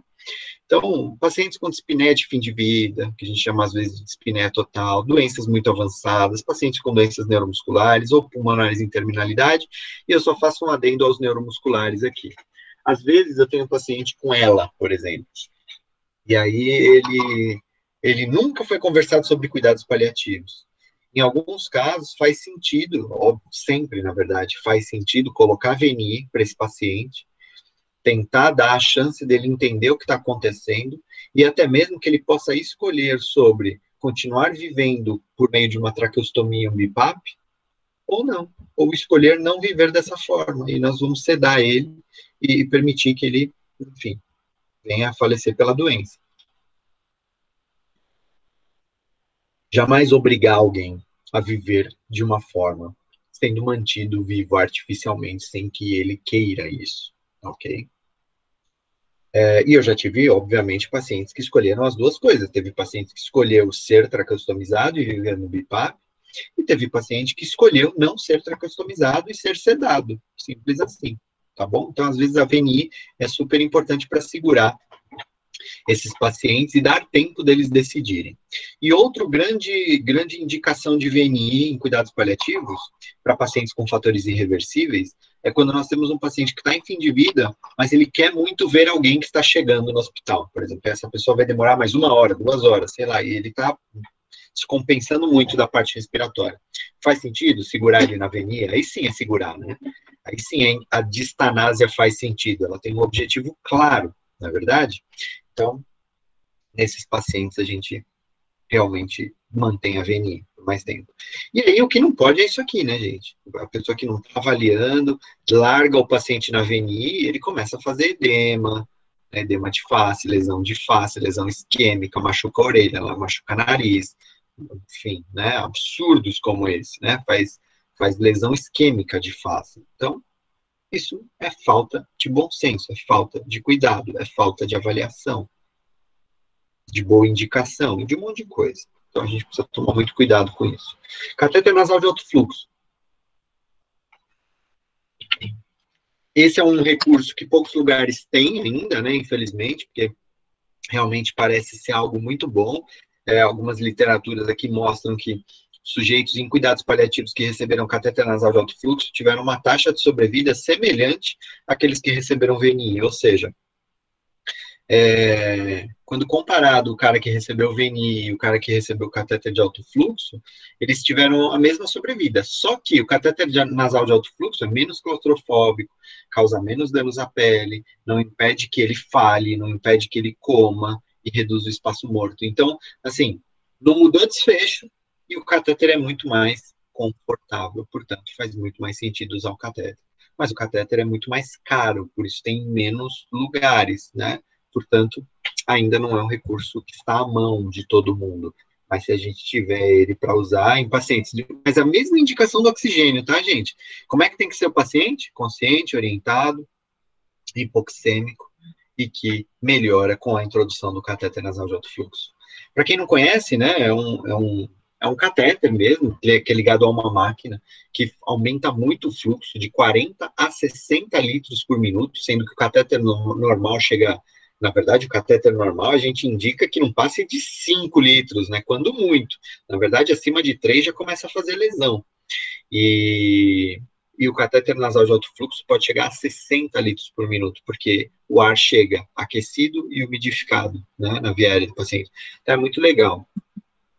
Aspiração de vias aéreas. Estamos chegando aí ao final, né, para a gente poder ir para as perguntas.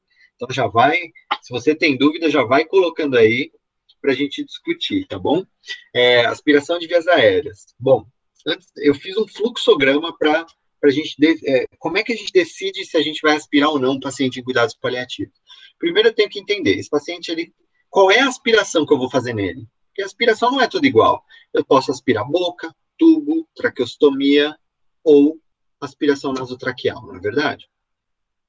Então, assim, vamos lá. Boca. Talvez seja a menos desconfortável de todas, né? Então, se precisar, aspira a boca mais vezes no dia, sem problema, a gente vai aspirar. Tubo e traqueostomia. São dispositivos, muitas vezes, dispositivos plásticos, né? Claro que tem a traqueometálica também, que preocupa menos a gente, porque ela não tem cuff, e aí fazer rolha é uma coisa mais simples, é só você ir lá e tirar a cânula e lavar, enfim. Agora, a cânula plástica e o tubo, eles podem fazer rolhas, né?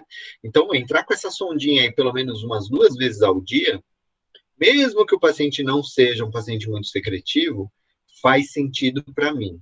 Mas deixa eu explicar isso, porque senão vocês vão sair daqui falando que o Daniel disse que aspirar o paciente previne rolha.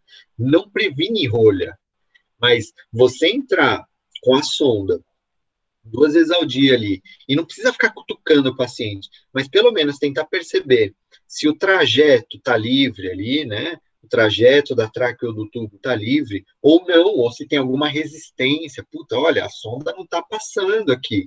Ou seja, você pode identificar caso esse paciente tenha alguma rolha, alguma obstrução no dispositivo, e aí muitas vezes, em alguns casos, pode até trocar o dispositivo, né? Antes dele fazer uma rolha. Então, gente, não é que vai prevenir a rolha, mas muitas vezes a gente vai conseguir identificar precocemente para que esse paciente não tenha uma parada respiratória por uma obstrução, tá? Então, pelo menos 2 vezes ao dia. Agora, se o paciente for muito secretivo, aí a gente vai ter que, assim, o primeiro passo não é ficar aspirando ele de meia hora, né? É fazer o que eu vou falar já já. E aspiração nasotraqueal? Bom, a aspiração nasotraqueal é a mais difícil de todas. Ixi, não está aqui. Mas eu vou falar. Aspiração nasotraqueal é mais difícil, né? Então, nós temos que ter uma sequência de perguntas para decidir se nós vamos aspirar ou não. Primeira pergunta é a seguinte: o paciente está desconfortável? Primeira pergunta é essa. Porque se a resposta for não, pronto, acabou. Você não precisa ir para nenhuma outra. Entenderam o que eu quero dizer? Tem muita gente que aspira o paciente pelo barulho que ele está fazendo, pelo ronco na ausculta. Aí o cara vai lá e aspira o paciente, enfia a sonda no nariz dele. Alguém aqui já foi aspirado? Já passaram uma sonda no seu nariz até a sua traqueia? Você tem noção do quanto isso é desconfortável, angustiante, sensação de sufocamento? É considerado um dos procedimentos mais dolorosos e agoniantes de um processo de internação. Então, eu estou falando de trabalho científico que avaliou isso também. tá? Então, gente, evitem ao máximo. Paciente em cuidados paliativos, a gente só vai aspirar nasotraqueal se ele estiver desconfortável. Primeira pergunta. Então, vamos lá, de novo. Está desconfortável? Sim, está desconfortável. Legal. Mas antes de aspirar diretamente, eu preciso raciocinar algumas outras coisas. As medidas farmacológicas estão otimizadas para secreção de cavidade oral, para secreção pulmonar. Se não tiver, conversa com os médicos para que eles otimizem isso. E aí a segunda pergunta em cima disso e as medidas não farmacológicas? Ou seja, você, fisioterapeuta, você já tentou mudar esse paciente de posição, fazer tosse assistida, tosse estimulada, enfim, mudar de decúbito, para ver se ele consegue tossir, expectorar, sem você precisar aspirar? Ah, Daniel, já fiz tudo isso e ele continua ruim, desconfortável. Aí, tudo bem, aí você vai para a última pergunta, que você acha que se você aspirar esse paciente, ele vai melhorar o conforto por um longo período? Se a sua resposta for sim, ou se a sua resposta for não sei, porque eu nunca aspirei ele antes, aspira, sem problema. Mas aspire e observa, porque se você aspirar um paciente que estava super desconfortável, borbulhando secreção, você aspirou, meia hora depois, ele continua desconfortável e borbulhando secreção. Faz sentido? Você vai ficar com a sonda no nariz dele de meia hora? Ah, não, né, Daniel? Aí não. Então não tem indicação de ficar aspirando esse paciente mais. Aí é conversar com os médicos e se você achar que ele está desconfortável, precisa entrar com sedação, talvez. Tá? Ah, Daniel, aspirei ele e ele só foi ficar desconfortável no dia seguinte. Opa, de repente tem uma indicação para aspirar ele de novo no dia seguinte. Não sei. Tá? Então é isso, gente. Não é uma decisão tão simples assim. A gente precisa ter coerência na tomada de decisões. A gente precisa conhecer tecnicamente os nossos procedimentos e o que nós estamos fazendo. Tá? E ter muita criatividade, né, gente? Então, aqui eu sempre digo o seguinte: as nossas terapias têm que fazer sentido para o paciente. O que é fazer sentido? Cara, imagina você atender um paciente em cuidados paliativos, ele sabe que a doença dele é grave, ele sabe que ele tem pouco tempo de vida e você fica lá. Vamos lá, 3 séries de 10, seu João. Vamos lá, dona Maria, vamos levantar da cama. Eu já ouvi isso de paciente. Ô, Daniel, assim, não é por mal não, mas você sabe que eu tô morrendo, não sabe? Por que vocês ficam mandando fazer exercício? Eu tenho dor, eu tô desconfortável. Então, entendeu? Ninguém talvez tinha explicado claramente por que daqueles exercícios. Então, tem que fazer sentido. E fazer sentido, às vezes, é trazer um jogo, trazer um videogame aqui, né, pra gente fazer a interface com o paciente, a terapia por movimentos através de um jogo, ou simplesmente realizar alguns desejos de pacientes. Eu quero ficar em pé, eu quero fazer minha terapia em pé, sei lá, a gente vai adaptando. Aqui é a mesma coisa. Esse paciente aqui, eu coloco objetivos, né? Porque assim, esse paciente é um paciente em cuidados paliativos com doença muito grave. Ele tinha 2 doenças graves. Ele tinha um câncer de pulmão, que já tinham tirado alguns lóbulos pulmonares dele, inclusive, e ele tinha um DPOC Gold D. Ele tinha 2 doenças muito graves. Só que ele ficou 4 meses sedado numa UTI, foi paliado e foi mandado para o nosso setor. E no nosso setor ele acordou, ele começou a fazer fisioterapia, ele começou a ficar em pé, ele começou a responder melhor. E a família ficou super animada. Só que um dia ele falou pra gente, eu quero ir para casa. E a gente falou que para ele ir para casa, talvez ele só pudesse ir com o BIPAP, porque ele tinha falhado em todas as tentativas de desmame. Aí ele virou pra gente e falou, não, então, gente, desculpa, eu tô morrendo. Por que nós estamos fazendo tudo isso aqui, se eu tô morrendo? E pra gente foi um baque escutar aquilo, porque ele não entendia, ele não se via em casa ligado numa traqueostomia, num BIPAP para sempre. Não, ele entendia o seguinte, cara, minha doença está me levando. Eu não quero viver desse jeito ligado numa máquina para que eu respire, porque a doença vai continuar avançando, meu câncer vai avançar, o meu DPOC vai piorar. Uma hora eu vou ficar desconfortável até com o BIPAP, e isso não vai demorar, eu não quero viver desse jeito. E ele pediu para sair da ventilação mecânica. Então, o objetivo era de quem? Dele. E a gente respeitou isso, né? A família teve dificuldade, claro, a família não aceitou de vez, tanto é que ele ficou amarrado, olha que judiação, porque ele ficava tirando o ventilador, ele falava, vocês não vão tirar? Então eu tiro, pegava e tirava o ventilador, tá? Então, assim, foi bem difícil a condução, até que a família entendeu. Quando eles viram que ele ficou amarrado para não tirar o ventilador, eles falaram: não, isso não é vida, né? E aí nós realizamos o desejo dele, de sair, de levar ele lá para baixo, enfim. E outros desejos, né? Comemoração de aniversários. Lembra de fazer sentido? Tem que fazer sentido para o paciente. Então, assim, por que você está me fazendo levantar da cama? Porque faz sentido para a senhora pensar que a senhora vai para casa, né? Vai ter que ajudar a sua família em casa. Por isso que nós estamos fazendo exercício, para a senhora ter condições de ajudar as pessoas em casa. Para essa paciente fazia sentido fazer tudo para que ela conseguisse chegar no dia do aniversário dela. Para esse e aqui comemorou com a família, com a equipe, enfim.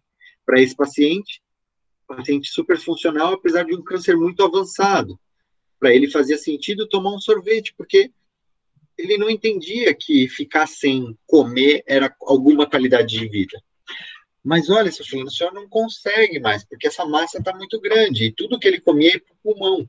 E ele falou, tudo bem, mas pelo menos um sorvetinho por dia, eu topo o bronco aspirar. E aí a gente aspirava esse sorvetinho na tráqueo dele, tá? Acordos feitos com a equipe tem que fazer sentido para o paciente. Né? Questões religiosas, comer um lanche do McDonald's, nós fomos comprar um sanduíche do McDonald's para essa paciente que tinha vontade de comer. Enfim, para ela foi a realização de um sonho que ela nunca tinha comido no McDonald's. O paciente quis ver o cachorro, né? Então a gente trouxe o cachorrinho até o hospital para que eles pudessem matar a saudade. A gente já fez isso várias e várias vezes. É muito frequente a gente fazer isso, porque é um desejo muito comum. O cachorro é um membro da família para muita gente, né? E esse paciente, a gente conseguiu realizar o maior desejo da vida dele, que era conhecer o estádio do Palmeiras, né? A gente tirou ele do hospital, literalmente, para que ele fosse assistir um jogo e depois ele retornou para o hospital. Ele faleceu 12 dias depois desse jogo. Foi o maior desejo que a gente já realizou de um paciente lá, né? E fazer isso, gente, vocês não têm ideia do trabalho que dá, né? Mas isso significa se importar. Isso significa dar sentido para aquilo que você faz no dia a dia com o paciente. Por que eu estou deixando o meu paciente de pé? Por que eu estou controlando o tronco do meu paciente? Por que eu estou ganhando força com ele? Por que eu quero cuidar dos sintomas dele? Para isso, para que ele possa realizar desejos, para que ele possa se despedir da família, para que ele possa, enfim, ter dignidade no seu fim de vida. Então, além de assistir o jogo, ele assistiu o jogo do camarote, do lado do Evair e do Ademir da Guia. Ele, o filho, o neto e o genro. E assim, nunca vou esquecer disso. Eu coloco em muitas aulas minhas essas fotos para me lembrar do propósito que eu tenho, que é fazer o bem para os pacientes e para as famílias, né? Aliviar um pouquinho o sofrimento de alguém que está morrendo, né? E é por isso que esse trabalho ele me faz tão bem, ao contrário do que muita gente pensa, né? Daniel, você não é um cara triste por trabalhar com cuidados paliativos? Nem um pouco, nem um pouco. Porque esse é o tipo de coisa, esse é o tipo de bem que eu estou fazendo para a humanidade, para os pacientes que passam lá no nosso setor, realizando os desejos deles. E nem todo desejo é assim. A maioria só quer tomar um sorvete. A maioria só quer comer a sua comida preferida. A maioria só quer ver uma pessoa que ama. Tá? Então, isso foi um em milhares de pacientes que passam lá por nós, mas a gente vai atrás de realizar todos os desejos que as pessoas solicitam para a gente. E se eu puder terminar com um grande conselho para vocês aqui, gente, invistam em comunicação. Quem já assistiu minhas aulas antes vai estar cansado de ouvir eu falar isso. E eu não sei se já internalizou em todo mundo e se as pessoas começaram a estudar comunicação depois de me ouvir falar tantas vezes sobre isso. Mas eu vou continuar falando. Invistam em comunicação. Invistam em comunicação. Porque a comunicação, a boa comunicação vai te fazer ser um profissional mais bem remunerado, mais reconhecido, mais vão te abrir portas. E mais do que isso, né? Você vai conseguir se aproximar de forma mais adequada dos seus pacientes e dos familiares deles. Então, esteja sempre presente, disponível, fale sempre a verdade, de forma progressiva, se comunique de forma adequada, empatia, confiança, isso tudo vai trazer melhores resultados. Então, assim, leiam livros, façam workshops, comprem cursos, sei lá, invistam em comunicação. Isso vai te fazer um profissional melhor. Tá bom, gente? Bom, aqui ficam as minhas redes sociais, o meu Instagram é @dalveno, Eu tenho um projeto que chama Cuidados Paliativos Online também, né? Tem um canal do YouTube que é Paliando com Dalveno. E se vocês tiverem dúvidas, quiserem mandar por lá no dia a dia também, eu super respondo. O Facebook é meio mortinho, mas o Instagram é bem mais ativo, tá bom? Gente, fico super à disposição se vocês tiverem dúvidas aí.